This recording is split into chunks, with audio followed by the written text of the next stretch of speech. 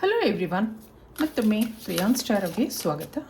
ಇವತ್ತಿನ ರೀಡಿಂಗ್ನಲ್ಲಿ ಯಾರು ನಿಮ್ಮನ್ನು ಭೇಟಿ ಮಾಡಬೇಕು ಅಂತ ಅಂದ್ಕೊಂಡಿದ್ದಾರೆ, ಅವ್ರ ಮನಸ್ಸಲ್ಲಿ ಏನಿದೆ, ಇದೊಂದು ಟೈಮ್ಲೆಸ್ ಜನರಲ್ ರೀಡಿಂಗ್ ಆಗಿರುತ್ತೆ. ಹಾಗೆ ಕಲೆಕ್ಟಿವ್ ಎನರ್ಜಿನಲ್ಲಿ ಇರುತ್ತೆ. ಯಾರ್ಯಾರು ನನಗೆ ಸಬ್ಸ್ಕ್ರೈಬ್ ಮಾಡ್ತಾ ಇದ್ದೀರಾ, ಕಮೆಂಟ್ಸ್ ಮಾಡ್ತಾ ಇದ್ದೀರಾ, ತುಂಬ ಧನ್ಯವಾದಗಳು. ಇದಕ್ಕೆ ಏನು ಕಾರ್ಡ್ಸ್ ಬರುತ್ತೆ ನೋಡೋಣ. ಅವ್ರು ನಿಮ್ಗೆ ಯಾಕೆ ಭೇಟಿ ಮಾಡಬೇಕು ಅಂದ್ಕೊಂಡಿದ್ದಾರೆ. ಗ್ರ್ಯಾಟಿಟ್ಯೂಡ್, ಮತ್ತೊಂದು ಚಾಯ್ಸ್, ಇನ್ನೊಂದು ಅಬಂಡನ್ಸ್, ಇಲ್ಲಿ ಸರೆಂಡರ್. ನಿಮ್ಮನ್ನು ಇಷ್ಟಪಟ್ಟಿದ್ದಾರೆ. ನಿಮಗೇನೋ ಅವ್ರ ನಿರ್ಧಾರಗಳನ್ನ ಹೇಳಬೇಕು ಹಾಗನ್ನಿಸ್ತಾ ಇದೆ. ಅವ್ರಿಗೆ ನಿಮ್ಮನ್ನು ಭೇಟಿ ಮಾಡಬೇಕು ಅಂದ್ಕೊಂಡಿದ್ದಾರೆ. ಇಲ್ಲಿ ಅವ್ರ ಚಾಯ್ಸ್ ನೀವಾಗಿದ್ದೀರಾ ಅಂತ ಅನ್ನಿಸ್ತಾ ಇದೆ. ಲಾಟ್ ಆಫ್ ಇಮೋಷನ್ಸ್ ಇದೆ.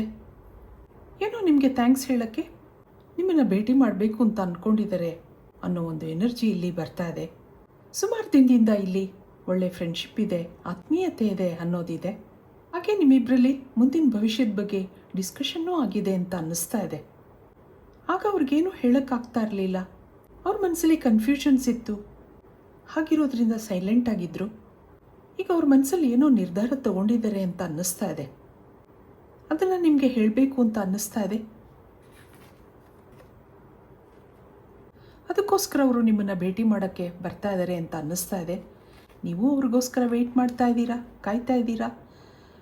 ಇದು ಮೇಲ್ ಫೀಮೇಲ್ ಇಬ್ರಿಗೂ ಅನ್ವಯಿಸುತ್ತೆ. ಮುಖದಲ್ಲಿ ಏನೋ ಸಂತೋಷ ಇದೆ, ನಗುಮುಖ ಇದೆ.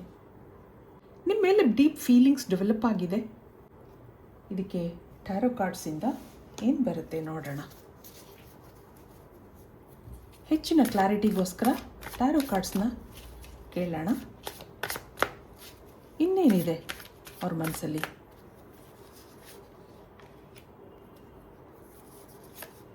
ಹಿಂದೆ ಏನು ನಡೆದಿತ್ತು ನಿಮ್ಮಿಬ್ಬರ ಮಧ್ಯೆ? ಒಳ್ಳೆ ಫ್ರೆಂಡ್ಶಿಪ್ ಇತ್ತು, ಹೌದು. ಸ್ವಲ್ಪ ದಿನದಿಂದ ನಿಮ್ಮಿಂದ ಸೈಲೆಂಟ್ ಆಗಿದ್ರು ಅನ್ನೋದಿದೆ. ಇಬ್ಬರ ಮಧ್ಯೆ ಏನೇನೋ ಡಿಫ್ರೆನ್ಸಸ್ ಇತ್ತು.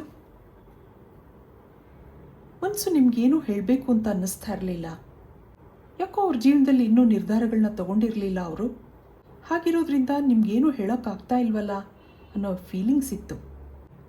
ಮನಸ್ಸಲ್ಲಿ ಏನೋ ನೆಗೆಟಿವ್ ಥಾಟ್ಸ್ ಇತ್ತು. ಮುಂದೆ ಇದು ನಡೆಯುತ್ತಾ? ನಿಮ್ಮನ್ನೇನೋ ಇಷ್ಟಪಟ್ಟಿದ್ರು ಸರಿ, ನೀವು ಅವ್ರ ಚಾಯ್ಸ್ ಆಗಿದ್ರಿ. ಮುಂದಿನ ಜೀವನದ ನಿರ್ಧಾರದ ಬಗ್ಗೆ ಇಬ್ಬರಲ್ಲೂ ಡಿಸ್ಕಷನ್ ನಡೀತಾ ಇತ್ತು. ನಿಮ್ಮಿಂದ ಸ್ವಲ್ಪ ದಿನ ದೂರ ಆಗಿದ್ರು, ಸೈಲೆಂಟ್ ಆಗಿದ್ರು, ಏನೂ ಹೇಳ್ತಾ ಇರಲಿಲ್ಲ. ಇಬ್ಬರಲ್ಲೂ ಏನೋ ಡಿಫ್ರೆನ್ಸಸ್ ಇತ್ತು, ಹೌದು. ಅದು ಫ್ಯಾಮಿಲಿ ಇಶ್ಯೂಸ್ ಇರ್ಬೋದು, ಏನೋ ಅಡೆತಡೆಗಳಿತ್ತು. ಹಾಗಿರೋದ್ರಿಂದ ನಿಮಗೇನು ಹೇಳೋಕ್ಕಾಗದೆ ನಿಮ್ಮಿಂದ ದೂರ ಆಗಿದ್ರು. ಆದರೆ ಮನಸ್ಸಲ್ಲೇ ಪ್ರೇಯರ್ ಮಾಡ್ಕೊಳ್ಳೋದಿತ್ತು, ವಿಶಸ್ ಮಾಡ್ಕೊಳ್ಳೋದಿತ್ತು. ನೀವು ಇಷ್ಟ ಆಗಿದ್ರಿ, ಆದರೆ ಏನೂ ಮಾಡೋಕ್ಕಾಗ್ತಾ ಇಲ್ವಲ್ಲ, ಏನೂ ಹೇಳೋಕ್ಕಾಗ್ತಾ ಇಲ್ವಲ್ಲ ಅನ್ನೋ ಫೀಲಿಂಗ್ಸ್ ಇತ್ತು. ಹಾಗೆ ಇಲ್ಲಿ ತುಂಬ ದಿನ ಫ್ರೆಂಡ್ಶಿಪ್ ಇತ್ತು, ಅಟ್ಯಾಚ್ಮೆಂಟ್ ಬೆಳೆದಿತ್ತು. ಏನೂ ಹೇಳದೆ ಇದ್ದಕ್ಕಿದ್ದಂಗೆ ದೂರ ಆಗಿರೋದ್ರಿಂದ ನೀವೇನು ಅಂದ್ಕೊಂಡಿದ್ದೀರೋ ಹಾಗನ್ನಿಸ್ತಾ ಇತ್ತು ಅವ್ರಿಗೆ. ಮೆಸೇಜ್ ಮಾಡಬೇಕು, ಕಾಲ್ ಮಾಡಬೇಕು ಹಾಗನ್ನಿಸ್ತಾ ಇತ್ತು. ಆದರೆ ಏನೋ ವಿಷಯ ಇಲ್ಲದೆ ಹೇಗೆ ಮಾಡೋದು, ಏನಾದರೂ ಒಳ್ಳೆ ವಿಷಯ ಹೇಳಬೇಕು, ನಿಮಗೆ ಸರ್ಪ್ರೈಸ್ ಮಾಡಬೇಕು ಹಾಗನ್ಕೋತಾ ಇದ್ರು. ಆದರೆ ಈಗ ಆ ಟೈಮ್ ಬಂದಿದೆ ಅಂತ ಅನ್ನಿಸ್ತಾ ಇದೆ. ಇದಕ್ಕೆ ನಿಮ್ಮ ಎನರ್ಜಿ ನೋಡೋಣ. ನೀವೇನು ಯೋಚನೆ ಮಾಡ್ತಾ ಇದ್ದೀರಾ ಅವ್ರ ಬಗ್ಗೆ?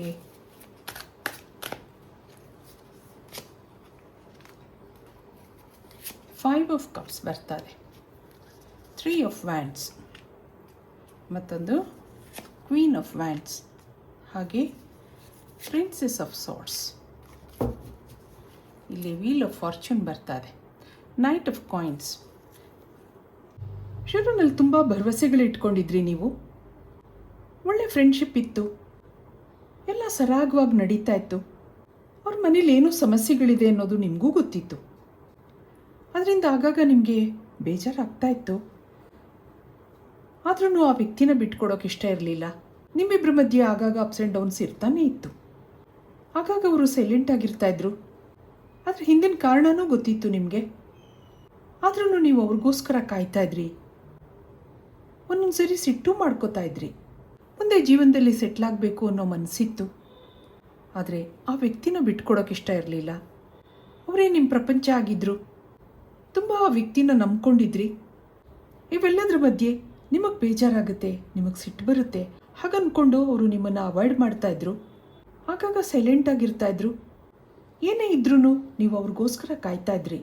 ಮುಂದೆ ಒಂದಿನ ಡಿಸಿಷನ್ ತಗೋತಾರೆ ಅನ್ನೋ ಭರವಸೆ ನಿಮಗಿತ್ತು. ಆ ವ್ಯಕ್ತಿ ಮೇಲೆ ನಂಬಿಕೆ ಇಟ್ಕೊಂಡಿದ್ರಿ.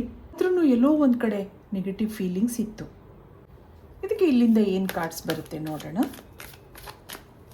ಏನು ರೀಸನ್ ಇದೆ? ಅವ್ರು ಯಾಕೆ ನಿಮ್ಮನ್ನು ಭೇಟಿ ಮಾಡೋಕ್ಕೆ ಬರ್ತೀನಿ ಅಂತ ಅಂದ್ಕೊಂಡಿರಬಹುದು. ಹಾಗೆ ನೋಡಿದಾಗ ಇನ್ನರ್ ವಾಯ್ಸ್ ಇದೆ, ರೀಬರ್ತ್ ಬರ್ತಾ ಇದೆ, ಲೆಟ್ಟಿಂಗ್ ಗೋ ಬರ್ತಾ ಇದೆ. ನೋಡಿ ಎಷ್ಟು ಚೆನ್ನಾಗಿ ಬರ್ತಾ ಇದೆ ಅಂತ. Adventure, final card, politics. ಇದನ್ನೆಲ್ಲ ಮೀರಿ ಅವರು ಏನೋ ನಿಮ್ಮ ಬಗ್ಗೆ ನಿರ್ಧಾರ ತಗೊಂಡಿದ್ದಾರೆ. ನಿಮ್ಮ ಬಗ್ಗೆ ಪ್ರೀತಿ ಇದೆ, ಅಬಂಡೆನ್ಸ್ ಇದೆ, ಇಂಟಿಗ್ರೇಷನ್ ಇದೆ.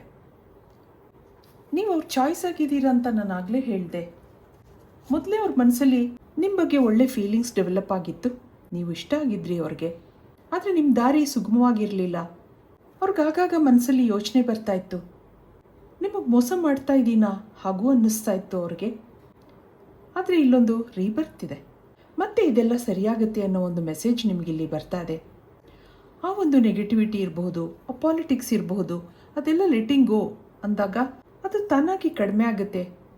ಈ ಸಮಸ್ಯೆಗಳೆಲ್ಲ ಸುಧಾರಿಸುತ್ತೆ ಅನ್ನೋದು ಬರ್ತಾ ಇದೆ. ನಿಮ್ಮ ಈ ಕನೆಕ್ಷನ್ ಬೆಳಕಿನ ಕಡೆಗೆ ಹೋಗುತ್ತೆ ಅನ್ನೋದು ಬರ್ತಾ ಇದೆ. ಮುಂದೆ ನಿಮಗೇನೋ ಸರ್ಪ್ರೈಸ್ ನ್ಯೂಸ್ ಇದೆ ಅನ್ನೋದು ಇಲ್ಲಿ ಇದೆ. ಇಷ್ಟು ದಿನ ನೀವು ಕಾಯ್ತಾ ಇದ್ರಿ. ಆ ಕಾಯುವಿಕೆಗೆ ಫುಲ್ ಸ್ಟಾಪ್ ಇದೆ ಇಲ್ಲಿ. ಇದಕ್ಕೆ ಏಂಜಲ್ಸಿಂದ ಏನು ಮೆಸೇಜ್ ಬರುತ್ತೆ ನೋಡೋಣ. ಇಲ್ಲಿ ಡೋರ್ ಟು ರೊಮ್ಯಾನ್ಸ್ ಅನ್ನೋದು ಬರ್ತಾ ಇದೆ ನೋಡಿ. ಹಾಗೆ ವುಮನ್ ಹೋಲ್ಡಿಂಗ್ ಎ ಕಾಯಿನ್, ಮತ್ತೊಂದು ಡೋರ್ ಟು ವ್ಯಾಲ್ಯೂ. ಇಲ್ಲಿ ಕಮ್ಯುನಿಟಿ ಬರ್ತಾ ಇದೆ.